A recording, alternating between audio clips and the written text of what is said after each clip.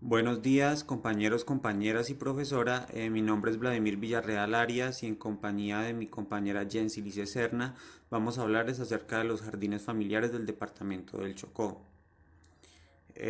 Bueno, este departamento, su capital es Quibdó, se encuentra ubicado al noroeste del país, en las regiones andina y en la región del Pacífico. Limita al norte con Panamá y el Mar Caribe, en el cual se encuentra el Océano Atlántico. Al este con Antioquia y Risaralda, al sur con el Valle del Cauca y al oeste con el Océano Pacífico. También comprende la selva del Darién, las cuencas de los ríos Atrato, San Juan y Baudú. También es el único departamento colombiano que cuenta con costas en los océanos Pacífico y en el Océano Atlántico. Es una de las regiones más biodiversas del planeta. Dentro de ella se encuentra la ecorregión que probablemente tenga la mayor pluviosidad del planeta. Eh, a manera de introducción, en la región biogeográfica del Chocó se han asentado poblaciones indígenas, mestizas y afrocolombianas, lo que hace que esta gran diversidad cultural y biológica se pueda también traducir en la variedad de usos dados a los recursos naturales de la región. El uso del bosque es una parte importante de la cotidianidad para los grupos humanos que se encuentran asentados en las áreas rurales. En un área tan extensa como lo es este departamento biogeográfico, los pocos trabajos que han sido realizados sobre usos de la biodiversidad se han centrado en grupos indígenas, chocoes, y cunas y guananuna. Es importante recalcar que en el Chocó algunos grupos familiares también se han centrado en ciertos tipos de plantas de interés para la producción. Estos tipos, tales como son las plantas medicinales que son utilizadas por los Emberá y la recopilación sobre los frutos silvestres del Chocó. Aquí en esta diapositiva podemos ver la riqueza de la diversidad del departamento, en el cual pues en la tabla se puede ver usos con usos conocidos y el total del departamento de las familias, de los géneros y de las especies que se encuentran allí. Entonces, dentro de las familias que se encuentran con usos conocidos hay 118 del total del departamento que son 170, o sea que en uso solamente está como el 69%. En géneros hay usos conocidos de 439 y en total del departamento hay 1211, el cual el porcentaje que hay en uso en géneros es de 36%.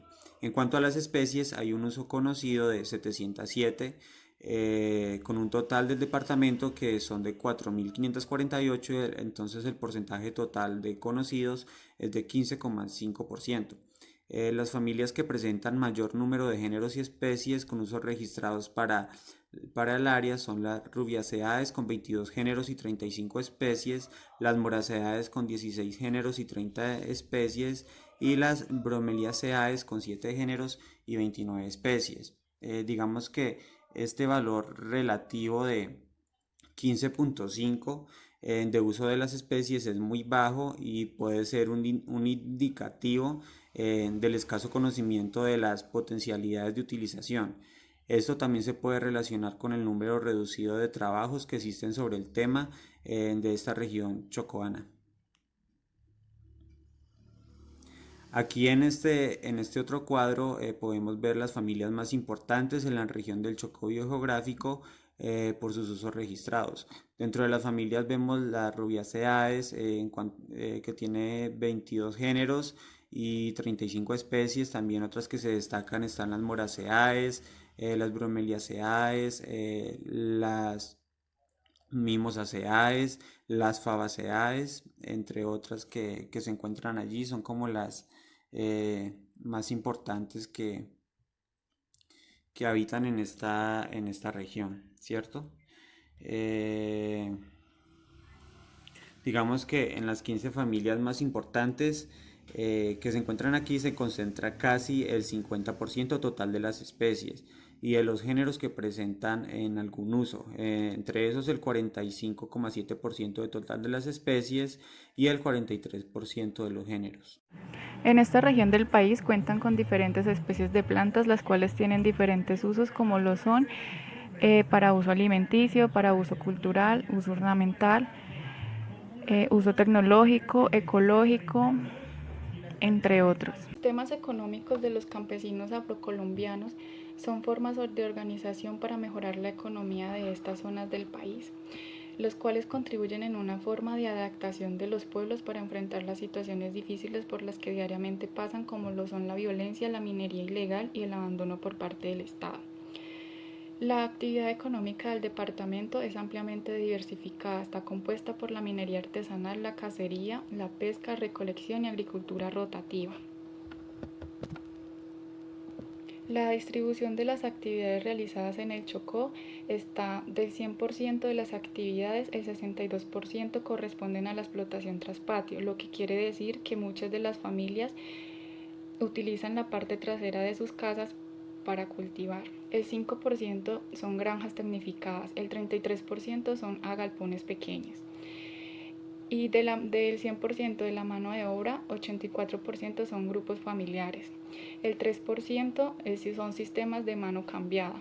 Lo que quiere decir es que entre las familias se rotan con los vecinos para realizar labores de campo. Y el 13% es por mano de obra contratada. Bueno, aquí podemos encontrar la agricultura de subsistencia combinada, en la cual pues podemos ver diferentes tipos de cultivos que han sido destacados en la región por utilizarse de manera combinada. Digamos que el desarrollo de la agricultura familiar es incipiente por las dificultades climáticas que se han visto en la región, también por la deficiencia de los suelos y la escasa infraestructura para poder comercializarlos. En el departamento del Chocó también se practica una agricultura de subsistencia que es combinada con los cultivos comerciales. Dichos cultivos son los que se ven aquí en la diapositiva, que es la palma africana, el plátano, el banano, el coco, el cacao, el arroz, el chontaduro, el borojó, siendo pues estos cultivos un sustento económico de los pequeños pobladores. Sin embargo, también existen otras actividades poco desarrolladas, como es el manejo de las especies pecuarias, siendo pues esta una de las actividades también complementarias en la subsistencia familiar. Digamos que la agricultura familiar es una también de las actividades económicas más importantes del departamento, debido también a sus prácticas ancestrales y al enriquecimiento cultural desarrollado y aplicado al sustento económico de algunos de estos pobladores. También hoy en día pues existen grandes intereses por parte pues de algunas instituciones que favorecen el sector, razón por la cual pues en el posconflicto muchas de estas familias campesinas podrán volver a cultivar las tierras, convirtiendo esto en un factor importante también para generar una mayor productividad económica y social de la región. En este punto se realizó un estudio sobre la población del medio atrato, la cual carece de una infraestructura adecuada para la implementación de métodos agrícolas tecnificados, y pues estas necesitan pues unas altas inversiones para darle a sus cultivos un rendimiento realmente productivo. En cambio, pues ellos tienen a disposición el conocimiento y la experiencia de sus campesinos, quienes, enfrentándose al miedo, han logrado un sistema de agricultura combinado con cultivos tradicionales. La importancia de la evaluación de los cultivos tradicionales en el medio atrato pues es básicamente en plantear unas bases para el manejo más adecuado de las tierras, donde tiene asiento la población nativa. Se busca también determinar si los sistemas de agrosilvicultura tradicional son ecológicos y socioeconómicos óptimos, o si por el contrario pues es necesario modificarlos para mejorar el nivel de vida sin el agotamiento de los recursos. Bueno, aquí en esta parte se ven las características de las fincas y sus cultivos. Aquí se pueden apreciar pues que las fincas pueden dividirse en dos partes, las cuales son las casas y el patio. Generalmente la vivienda pues es construida sobre pilotes de 1,5 metros desde el suelo. El piso de la casa se construye también con una especie de palma que se le conoce como Socratea elegans. Para la construcción de las paredes se utilizan de las mismas especies maderables. En los patios de las fincas casi siempre también se acostumbran a tener cocheras y también pues a tener huertas. Digamos que para la ventilación de estas casas se dejan unos espacios entre las tablas superiores de las paredes y también del techo. Este está construido con unos travesaños de madera de varias clases de caña brava y está cubierto por hojas de palma o iraca. Digamos que también para conseguir maderas para la construcción de las casas, la mayoría de la gente lo que hace es un contrato con un aserrador y ellos tumban los maderables de las fincas de las personas y luego pues ellos van a cobrar 2/3 partes de la madera que van a serrar. Los materiales como la caña brava, como las vigas y como las hojas de palma para el techo, las consiguen también de las fincas o del monte. En el patio de estas fincas se pueden encontrar un pilón que es un tronco de madera ahuercado para descascarar el arroz. También hay un corral o porqueriza para encerrar los cerdos y hay una huerta en sistemas de azoteo o barbacoa. También hay un casco o bote viejo levantado a una altura de más o menos unos 1,50 metros sobre el nivel del suelo y lleno con un material orgánico, en el que cultivan pues algunas hortalizas o hierbas medicinales. Algunas veces también pues se encuentra un trapiche de mano.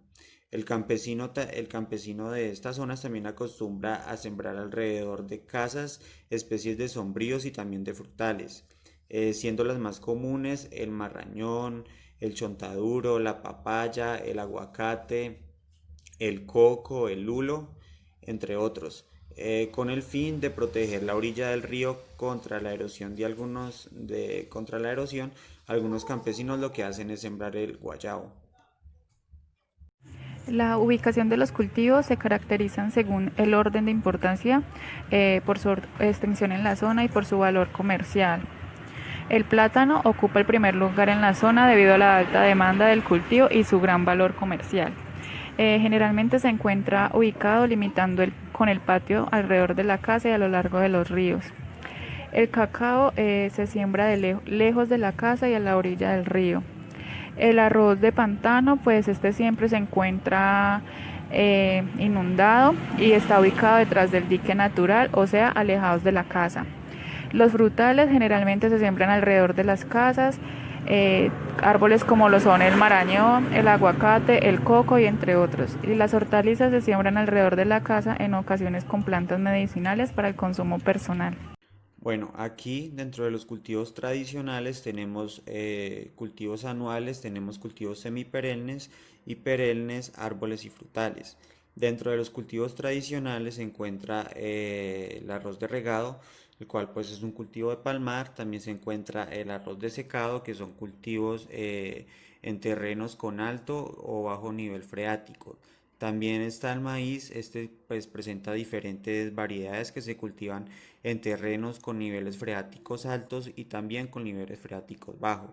Y también está la yuca, que pues este nunca se encuentra en grandes extensiones, sino que se siembra disperso bajo el cultivos del plátano, también en aquellas partes donde entra mayores cantidades de luz.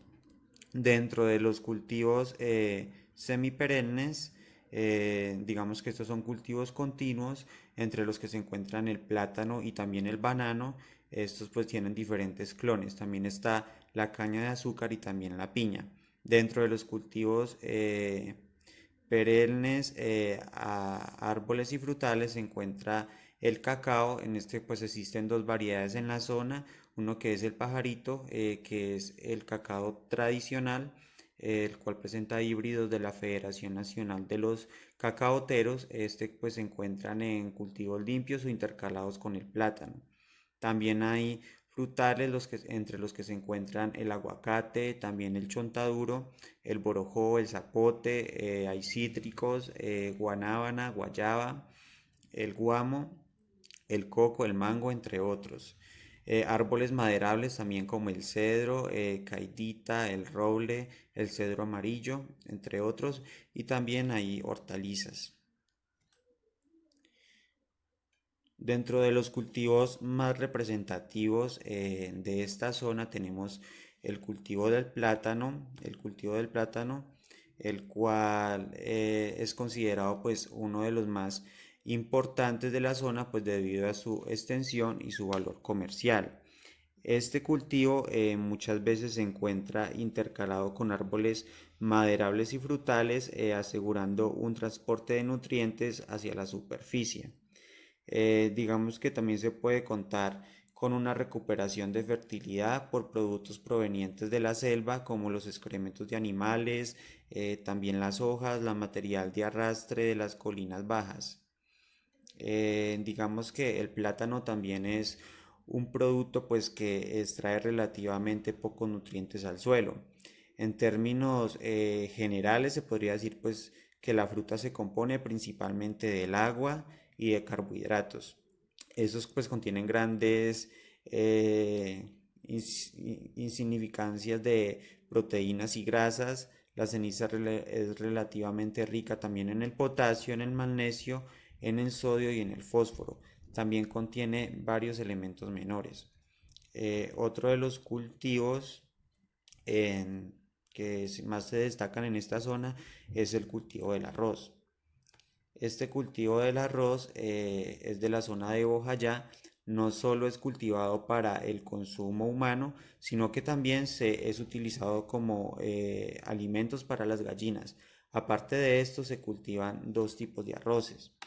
Entre estos dos tipos de arroz está el arroz sembrado en pantano, el arroz sembrado en terrenos secos pero con niveles freáticos alto como la tierra blanda, y también está el arroz de terreno seco con nivel freático más profundos que son las tierras duras.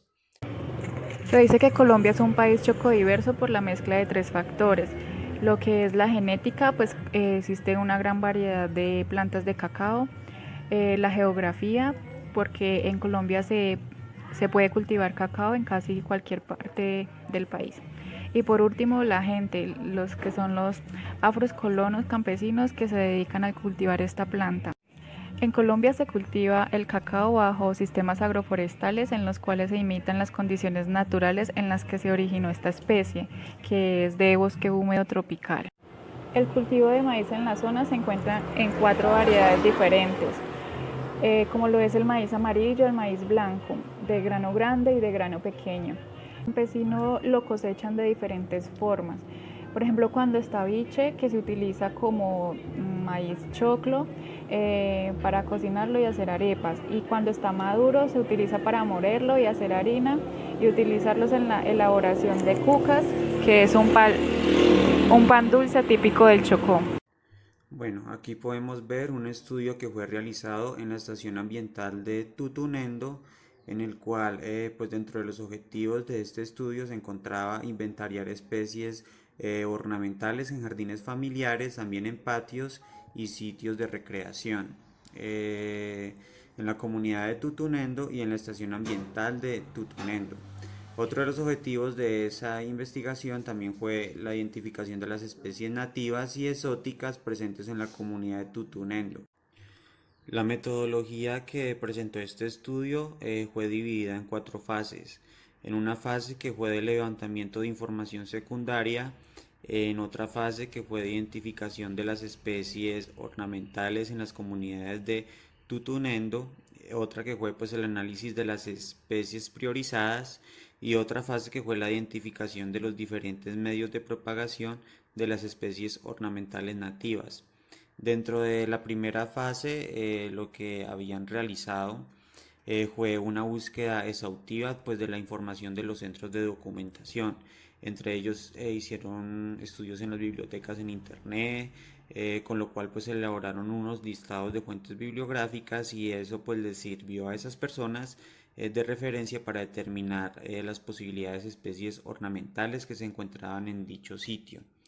Dentro de la segunda fase, que fue la identificación de las especies ornamentales, se realizaron recorridos previamente en jardines familiares, también en parques, en zonas verdes, en sitios de recreación, especialmente en la ciudad de Quito, para la toma de registros fotográficos. Esto lo habían hecho pues con el fin de obtener un catálogo tanto de especies nativas como de las especies exóticas.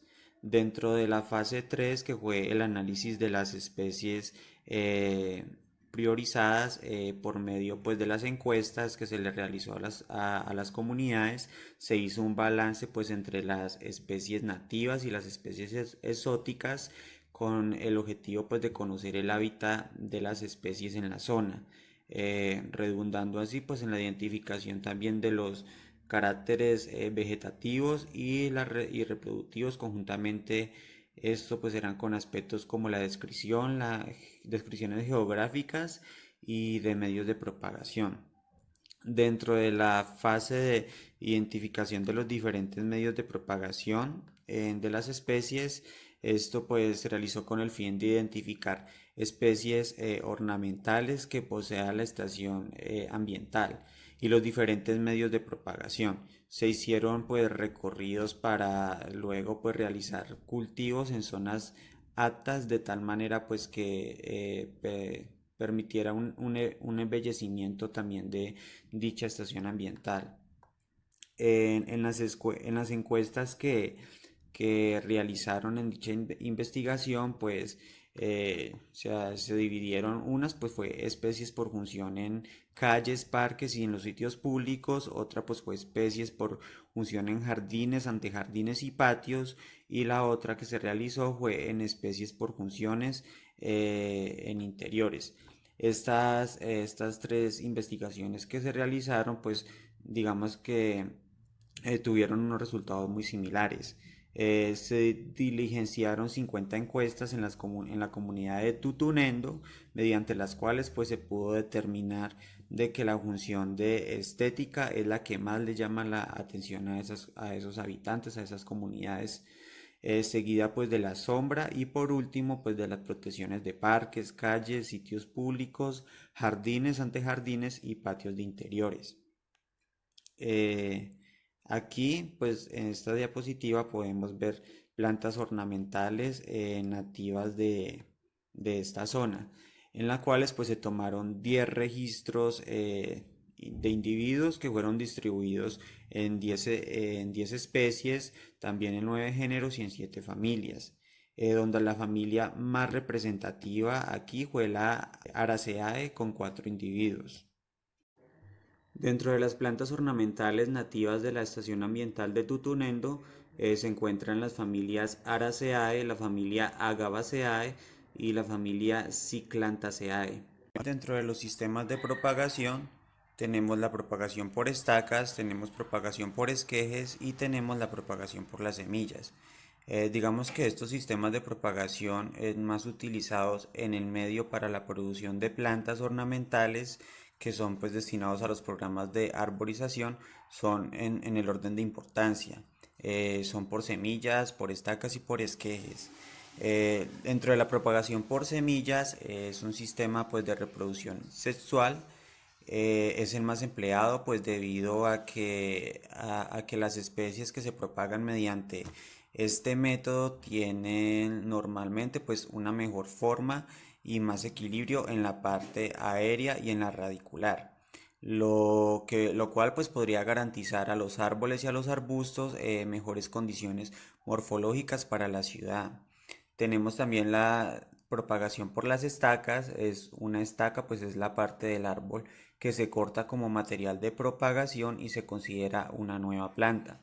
Al desarrollarse nuevos rebrotes de hojas, se emiten raíces. Este tipo de propagación pues es importante ya que pues hay una gran rapidez para obtener la posibilidad de selección pues del material con características deseables, resistencias a plagas, enfermedades y frutos de mejor calidad. Y por último, pues está la propagación por las esquejes. Este método pues se toman partes de las ramas de unos 10 a 15 centímetros de longitud y de 1 o 2 centímetros de diámetro. Este sistema es poco utilizado ya que su empleo se restringe pues a algunos arbustos y plantas de jardín. Bueno, a nivel de consideraciones, es importante poder recalcar que en el Chocó biogeográfico se han obtenido registros de uso para 707 especies. Esta cifra corresponde al 15.5% del total de las especies con áreas de distribución en la zona. También pues la utilización más frecuente del recurso vegetal se relaciona con el aspecto medicinal. Posteriormente, pues le siguen los usos alimenticios, los usos tecnológicos y maderables. Las familias con mayor número de especies que se han utilizado han sido Bromaceae, Fabaceae, Mimosaceae, Moraceae. Digamos que la categoría pues, de usos más importantes han sido la alimenticia, aunque debe considerarse con prudencia, ya que es necesario pues, conocer en qué medida la planta y sus partes pueden ser consumidas, ya que si se ingiere en muchas cantidades pueden causar intoxicaciones. Uno de los renglones de uso más importante es el maderable. Las especies que se encuentran, digamos que en esa categoría, están sometidas a las explotaciones excesivas. Tal es el caso de la Rhizosphera mangle eh, y la Carapa guianensis.